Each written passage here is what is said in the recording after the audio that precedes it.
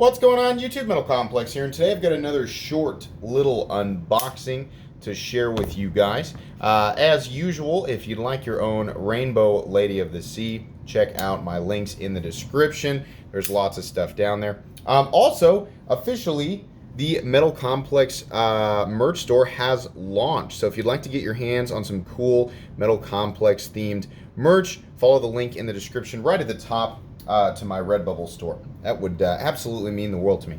So this box was sent by my friend Kenny, and I gotta be honest, I cannot remember what's in here.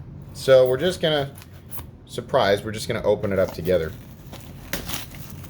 Okay, we have some fuzz. Whoa. Projectile fuzz. What do we have? Okay, was this sent by the pass-around group or was this sent by an individual? Hang on. Well, we're going to find out. In any case, we do have a knife here. Okay, a Civivi. And, oh, this is, what is this?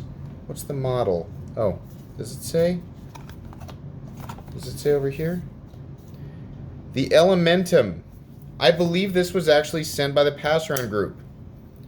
Cool. Very cool. Super lightweight, very sort of subdued, understated design.